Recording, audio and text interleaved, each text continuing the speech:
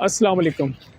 What is climate change and what is the impact of climate change and what is the potential solution for climate change? Climate change अर्थ का एक ऐसा climate pattern है जिसमें हमारे मुल्क के अंदर बल्कि पूरी दुनिया के अंदर हमारे एटमॉस्फेयर्स में ग्रीन हाउस गैसेज इंक्रीज़ कर रही हैं। ये एक ऐसा ग्लोबल इशू है that is affecting all the countries जिसमें पाकिस्तान भी शामिल है।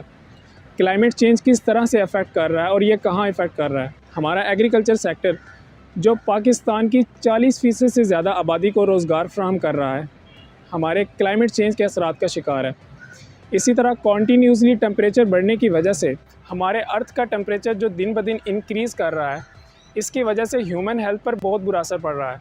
Vector borne disease, food disease, heat stress जैसी बीमारियां शामिल हैं। इवन कि हमारी बायोडाइवर्सिटी भी क्लाइमेट चेंज के असरात का शिकार है। हमारे हैबिटेट लॉस हो रहे हैं, स्पीशीज़ कम हो रही हैं, फ्रेश वाटर की अवेलेबिलिटी और क्वालिटी पर बहुत बुरा असर पड़ रहा है, जिसकी वजह से इस दुनिया के अंदर अब साफ़ पानी का मिलना दिन ब दिन मुश्किल होता चला जा रहा है। क्या आप इस बात पर यकीन करेंगे कि क्लाइमेट चेंज किसी भी मुल्क की इकोनॉमी पर भी अफेक्ट कर सकती है? आपकी इनकम लॉस हो सकती है, अपॉर्चुनिटीज़ कम हो सकती हैं, इवन कि कुछ ऐसे सेक्टर्स हैं जिनमें प्रोडक्टिविटी कम हो जाती है।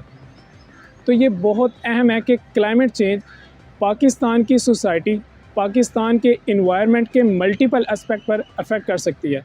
बीबीसी की एक रिपोर्ट के मुताबिक पिछले 5 या 10 सालों में आने वाला हर साल पिछले से ज्यादा गर्म रहा। ये सब बातें इस चीज की निशानदही करती हैं कि क्लाइमेट चेंज एक कितना संगीन मसला है जिसको नजरअंदाज करना खतरे से खाली नहीं है। नेशनल और इंटरनेशनल साइंटिस्ट के मुताबिक पाकिस्तान उन 20 ममालिक की लिस्ट में शामिल है जो मुस्तकबिल में क्लाइमेट चेंज से सबसे ज्यादा वल्नरेबल रहेंगे। गुज़श्ता कुछ सालों में अफ्रीकन और एशियन क्लाइमेट चेंज से बेहद मुतासिर दिखाई दिए हैं। तो आइए जानते हैं अपने एक्सपर्ट से कि वो कम्युनिटी और क्लाइमेट चेंज के बारे में क्या कहते हैं।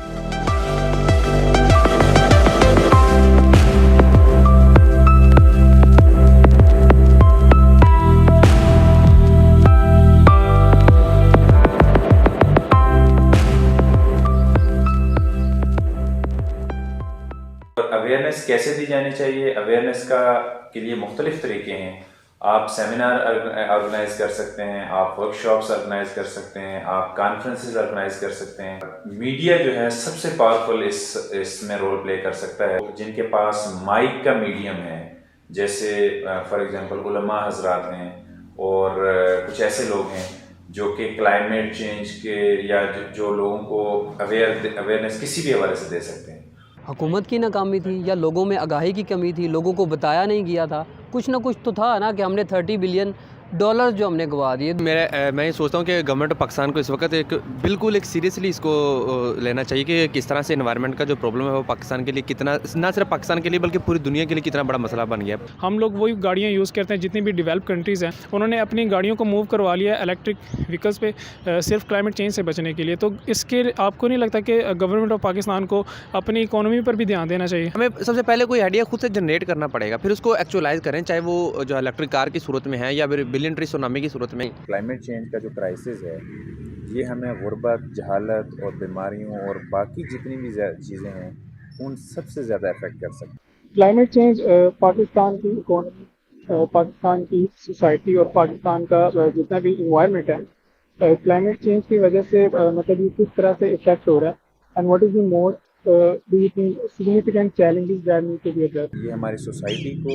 हमारे एनवायरनमेंट को, हमारे वेदर पैटर्न्स को, हमारे ग्लेशियर्स को, हमारे ओशंस को, हमारे डेजर्ट्स को, हमारे एग्रीकल्चर को, हमारी फार्मिंग को, हमारे जो कैटल्स हैं उनको, हमारी स्पीशीज़ को, हमारी वाइल्ड लाइफ को और हमारे रहन सहन, हमारी कल्चर को, हमारे सकाफत को, ये सारे वो एरियाज़ हैं जिसमें क्लाइमेट चेंज हमें इफेक्ट कर सकता है। पाकिस्तान में स्पेसिफिकली कौन सा ऐसा सेक्टर है जो कि ग्रीन हाउस गैसेज में सबसे ज़्यादा कंट्रीब्यूट कर रहा है आपको क्या लगता है? देखें, green house gases global issue है। हमारा कंट्रीब्यूशन अगर आप ग्लोबल पैटर्न देखें तो लेस देन 1% है, लेकिन स्टिल हमें देखना पड़ेगा कि हम कहाँ कहाँ पे लैग कर रहे हैं और कहाँ कहाँ कंट्रीब्यूट कर सकते हैं। फॉर एग्जांपल, सबसे ज़्यादा मेरे ख्याल से जो आजकल इशू है वो एनर्जी सेक्टर है। हम आज भी कोयले से बिजली बना रहे हैं। नेचुरल रिसोर्सेज का इस्तेमाल नहीं कर रही। अब देखें ना, जितनी भी बाकी कंट्रीज हैं वहाँ पे जितने भी सोलर पैनल्स हैं या विंड पावर्स हैं ایون کہ انہوں نے جو اپنی ان کی الیکٹرک کارز ہیں انہوں نے اس کو پروموٹ کیا. یہاں پر ابھی تک ایک بھی الیکٹرک کار جو ہے وہ بنائی نہیں گئی. ایون کہ اب جس طرح بھی آپ نے بتایا کہ ہم کوئلے سے تک بجلی بناتے ہیں, تو ہمارے پاس جب نیچرل ریسورسز اگر ہوں تو اس چیز کو ڈیفینیٹلی جلدی کم نہیں کیا جا سکتا. بالکل ایسے ہی ہے, بالکل یہ کیا جا سکتا ہے. ایک پرابلم ہمارے یہاں ہے, دنیا یہ جو ڈیولپ کنٹریز ہیں ان کے ایشوز یہ نہیں ہوتے. ان کے ہاں غربت, جہالت اور یہ چیزیں اس کو وہ پراپرلی میٹیگیٹ کر چکے ہیں. دوسرا سوسائٹی کافی آگے نکل چکی ہوئی ہوتی ہے. یہ ایک فیکٹ ہے. لیکن اس کو اگر آپ سائڈ پہ رکھیں, یہ ایک پولیٹیکل ایشو ہے, اس کو اگر آپ سائڈ پہ رکھیں تو ہمیں اپنی جانوں کو بچانے کے لیے, ہمارے اپنے سسٹم کو امپروو کرنے کے لیے, ہمیں اپنے ملک کو ایک سسٹینیبل اکانومی کی طرف لے کے جانے کے لیے کلائمیٹ کرائسس کو بہتر طور پر ایکسیس اور میٹیگیٹ کرنے کی ضرورت ہے ہر صورت میں.